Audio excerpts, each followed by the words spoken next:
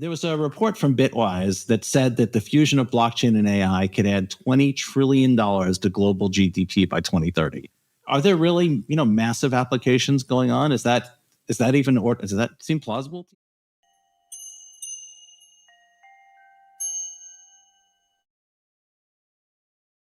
Hey everybody, it's Eri from Tokyo. This is your cryptocurrency update from Japan, and that was a clip that I took from the most recent Blockstars podcast that has always David Schwartz, the CTO of Ripple, the company, as a host, and really top quality guest.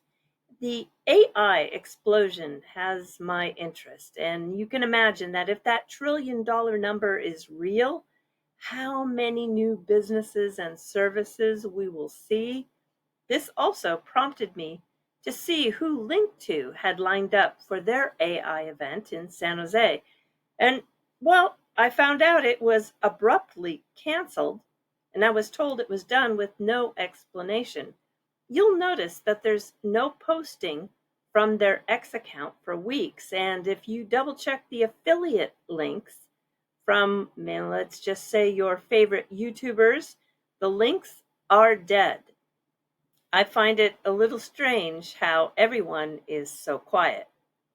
And continuing on with AI, Gidden Labs, the group coming out with Doppler Finance, that is all about XRP Fi, they have some breaking news.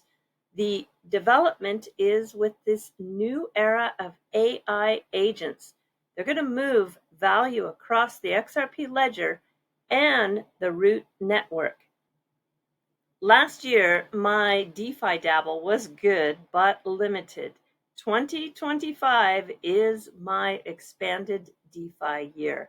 I've started with new liquid staking on Flare using Scepter. And you can stake with your Flare or your wrapped Flare. And here's the important point. You still receive both staking or delegation rewards as well as your Flare drop. So the current APY is running at about 38%. Unstaking cooldown period is 14.5 days.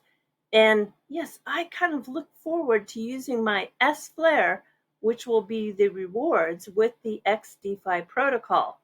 And then, of course, next step for me will be with Gidden Wallet using XRP and the Doppler Finance. Should you want to follow these observations and experiences that I'm having a little bit closer, feel free to join my Patreon. I'm going to really go into detail there. And I want to give a little shout out to the Zaman wallet. In our eagerness to leap forward, please let's not forget to check our gratitude for that team, because they are still striving to support us. And an outfit that is not supporting us is Stellar. You won't believe what happened today. The Build on Stellar account on X said that imagine spending more on lawyers than developers and calling it progress. I'm just speechless. I could read you a few dozen really good responses to that post, but I believe John Deaton hit it on the head. Imagine a founder publicly taking shots at the company that he co-founded. He's talking about Jed McCaleb. So after the company was targeted by the SEC, likely with his help, yes, everybody does suspect that it was Jed that was working behind the scenes. And then at the same time spending $150 million in legal fees because the SEC said it was illegal for that company to have sold $1.3 billion in XRP sales. Now imagine that same co-founder, it's Jed, sitting back and making $2 billion from XRP sales. He did that with his taco stand wallet. Can't believe it. After the lawsuit against his former company was filed, and while his former partners were spending that $150 million to save the company he co-founded. Get the picture? And David Schwartz today, about an hour ago, said if you strike at the king, you better not miss. Now, he is being very cryptic about who he is addressing this to. I don't know, I can say line them up. There could be Jack Mallers, Build on Stellar, 2-Bit Idiot, Gensler, and don't forget Jay Clayton. Coming up, Drinks with Raoul Paul, AMA session on the 11th. You can send him questions in advance. I've submitted my 2-part question, and that is, I'm curious what his thoughts are on Axelar and Sui with their integration and how they both invested in Printer Go Bird. Do you know about this?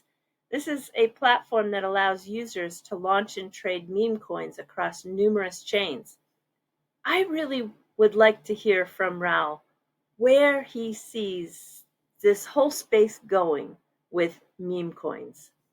And sticking with Axelar for just a bit, the EVM sidechain, that's going to bring interoperability with Persist and the Axelar bridge. And I'll tell you that we're close to an imminent launch, according to this post that came out today, and it'll be on the testnet network first. And wow, get your head wrapped around this, and you'll be closer to understanding XRP and the ledger are not Ripple.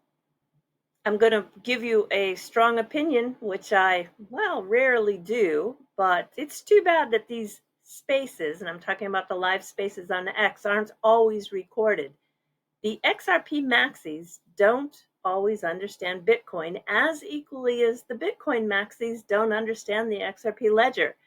But thanks to Scam Detective, love him or hate him, both sides of those communities level up in this space when they listen to him.